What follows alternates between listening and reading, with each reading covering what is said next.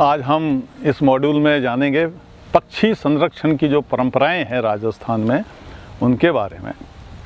ये तो हम सब जानते हैं कि वाइल्ड लाइफ प्रोटेक्शन एक्ट 1972 पक्षियों को बचाने के लिए अस्तित्व में है। 1972 में ये सेंट्रल एक्ट आ गया था, लेकिन पक्षी इस एक्ट के आने से पहले भी बचते रहे हैं, बचाने की परंपराएं रही हैं राजस्थान में, और वो परंपराएं पहले भी थी और वो आज भी हैं। उन परंपराओं के बारे में कुछ जानेंगे कि वो क्या परंपराएं हैं जिससे राजस्थान के पक्षियों को संरक्षण समाज की तरफ से मिलता रहा है। अगर हम कभी आपको बांसी, चित्तौड़गढ़ ज़िले में एक छोटा सा कस्बा बांसी, वहाँ जाने का मौका मिल जाए तो वहाँ एक तालाब के किनारे एक शिलालेख 1937 का शिलालेख, तत्कालीन जो वहाँ के शासक थे हरि सिंह जी, उनके द्वारा शिलालेख लगवाया गया है। उसमें 18 पंक्तियों में उसमें खुदाई के द्वारा एक मैसेज लिखा है, हिंदू और मुसलमानों को सौगंध दिलाई गई है। और उसमें ये कहा गया है कि इस जलाशय में कोई भी अगर पानी के जीवों को, पक्षियों को मारेगा तो ये अपराध माना जाएगा और उसको सज़ा दी जाएगी।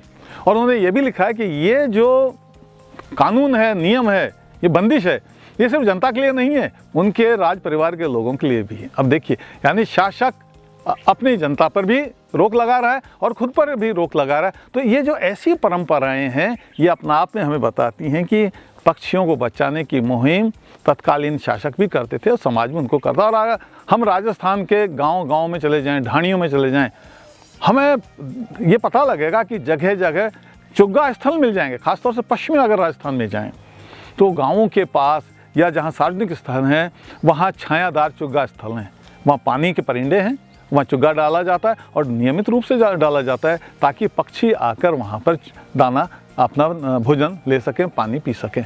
और उसको इस तरह लोकेशन दी जाती है कि उन तक बिल्ली या कुत्ता नहीं पहुँच सके। उसको इस तरह के स्टैंड पर लगाया जाता है कि उनकी रक्षा भी हो। तो देखिए किस सोच के साथ में ये किया गया है। इसी तरह अगर पश्चिमी राजस्थान में जाएँ, जहाँ नाड़ियाँ हैं, तो नाड़ियाँ जहाँ पानी भरता है, उन नाड़ियों के बीच में एक छोटा सा टापू छोड़ा जाता है। ये परंपराएं हैं वहाँ की, जिसको लाखेटिया कहा जाता है वहाँ की भाषा में, कि पानी के बीच में लाखेटिया छोड़ने का अगर उन लोगों से उद्देश्य पूछें तो वो बताएंगे कि इसका उद्देश्य है कि इस पर जो पानी के रहने वाले कछुए हैं वो इस पर बैठ सकें, अपने अंडे दे सकें, मेंढक यहाँ आकर बैठ सकें, और जो पानी के पक्षी हैं वो भी उस लाखेटिया पे आके विश्राम कर सकें। खाना खाने के बाद में जब तैरने के बाद थक गए हैं तो वहाँ पे विश्राम कर सकें। तो देखिए ये हमारी छोटी छोटी मैनेजमेंट की ये जो चीज़ें हैं, ये हमारे समाज में, रूढ़ियों में, परिपाटियों में, व्यवस्थाओं में ये कहीं पहले से ही झलक रहा है। और अगर हमारे लोक गीतों में, कहावतों में आप देखें तो कितने ही पक्षियों के बारे में जानकारी मिल जाएगी, कितने ही पक्षियों, जानवरों के बारे में हमको उनके सुनने को मिल जाएगा। बहुत सारी कहावतें ऐसी हैं। खासतौर अगर हम पश्चिमी राजस्थान में चले जाएं तो कुरजा से संबंधित जो डोमिसाइल क्रेन है, जो कि माइग्रेटरी बर्ड है, सर्दी में जब आता है तो उसको एक विरह के रूप में जो है प्रेमिका एक उसको उल्हाना देती है। और विरह या प्रेम के बहुत सारे जो गीत हैं उसमें कुरजा का जिक्र आता है कि कुरजा परदेश से आया है, कुछ संदेश लेकर आया है, उसके प्रियतम का कुछ संदेश लेकर आया है। पुराने समय में जब घर के पुरुष कमाने खाने के लिए दूर जाते थे और संचार के साधन बहुत सीमित होते थे, चिट्ठी पत्रियां ही उस समय एक समाचार का आदान प्रदान करते थे, टेलीफोन थे नहीं, और लंबे दिनों बाद अब वो लोग लौट के आते थे। उस समय विरह की ये चीज़ें गीतों में प्रस्फुटित होती थी, और जब कुरजा आती थी तो कुरजा को भी उससे जोड़कर वो गीत गाए जाते थे। आज भी अगर आप खींचन में चले जाएं, जोधपुर में छोटा सा गांव है खींचन, हजारों सालों से कुरजा वहाँ आ रही हैं, और कुरजा की तैयारी गांव करता है, वो समाज करता है, और उनके लिए भोजन की पूरी व्यवस्था रहती है। जब तक कुरजा वहाँ ठहरती हैं उनको भोजन डाला जाता है।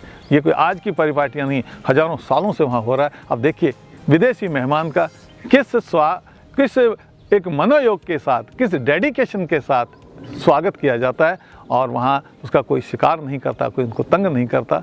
इसी तरह अगर आप मैनार गाँव में, उदयपुर के मैनार गांव में चले जाएं, उस मैनार गांव में 2 तालाब हैं, ढंड तालाब, ब्रह्म तालाब।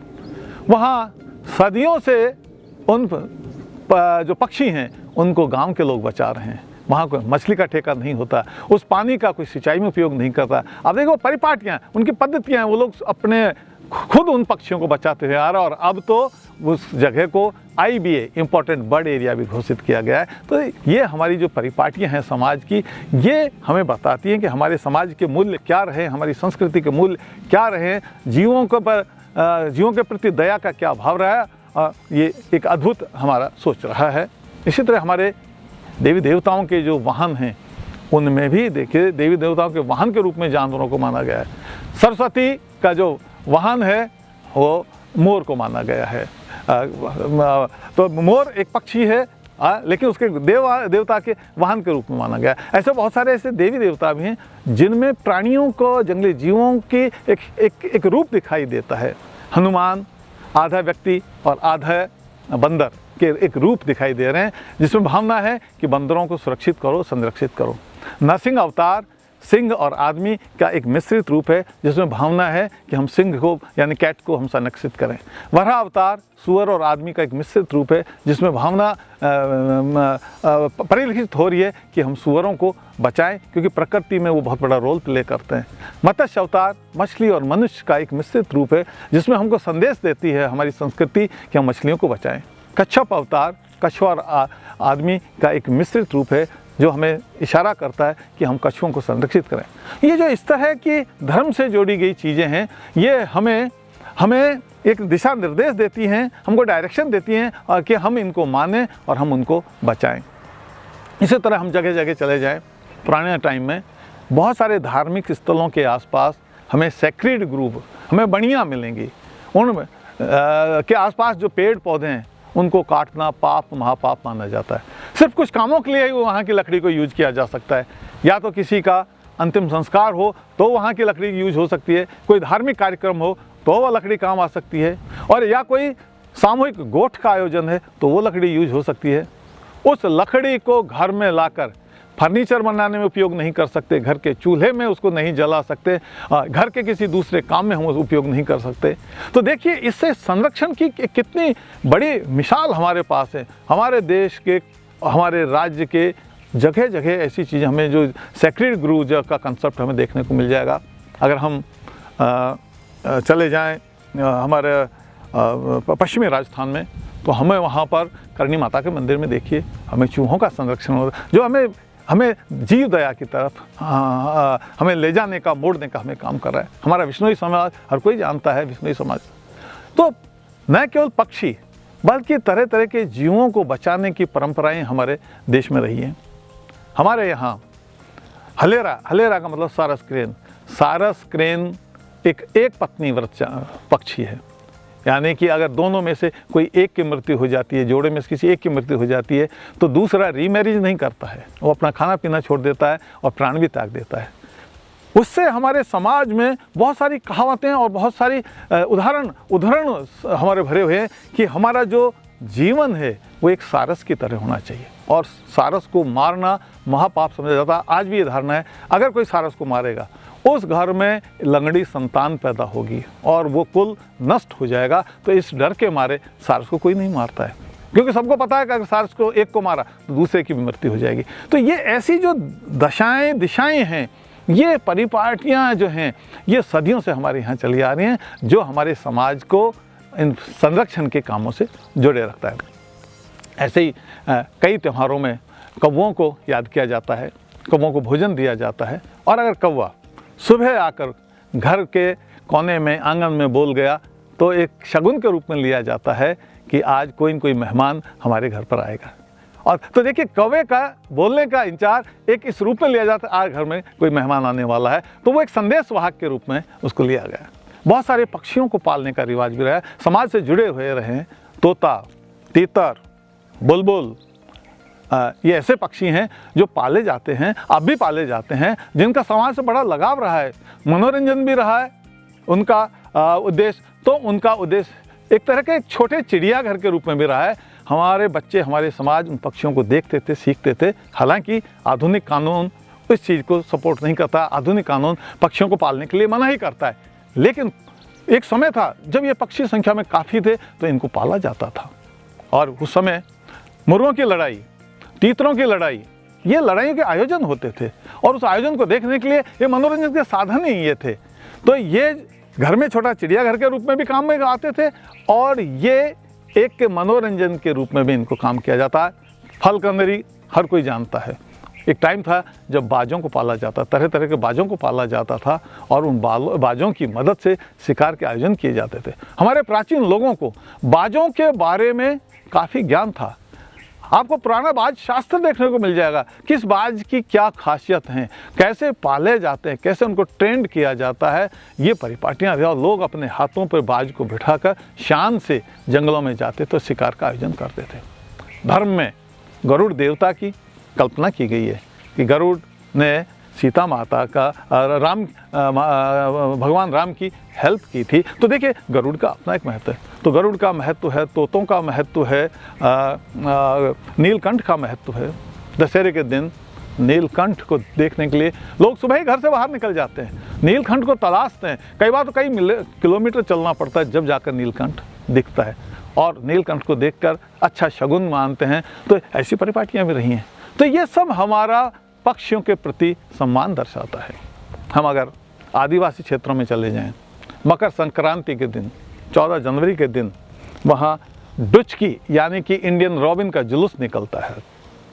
जो फीमेल इंडियन रॉबिन है जिसको डुचकी कहते हैं, आदिवासी बच्चे सुबह सुबह एक फीमेल इंडियन रॉबिन को उड़ा उड़ा कर उसको थका देते हैं, और उसको फिर पकड़ के लाते हैं, और उसको पकड़ के घर घर उसका जुलूस निकाला जाता है। और घर के आगे जाके जुलूस रुक जाता है और कहता है डुचकी मारूं खींचड़ो खाऊं।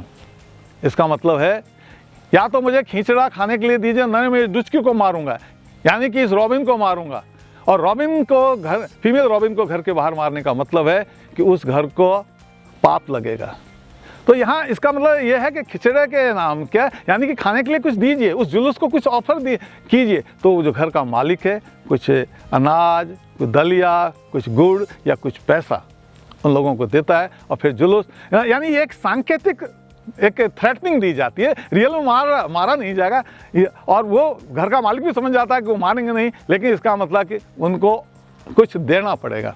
इस तरह ये जो जुलूस है, डुचकी जुलूस है, ये आगे आगे चलता रहता है। और जब सारे घर, क्योंकि घर में सामने डुचकी का दर्शन को शुभ माना गया है, हर घर चाहता है कि डुचकी उनके घर के सामने आए और सारा परिवार डुचकी को देखते हैं। इस तरह जो सारे गांव में डुचकी घुमाती है, फिर गांव का जो मुखिया है वो एक सार्वजनिक जगह पर डुचकी को रिलीज करता है। अगर वो डुचकी अगर हरे पेड़ पर बैठती है, हरी टहनी पर बैठती है, हरी घास पर बैठती है, इसका मतलब वो अच्छा शगुन दे रही है, उस साल अच्छी वर्षा होगी।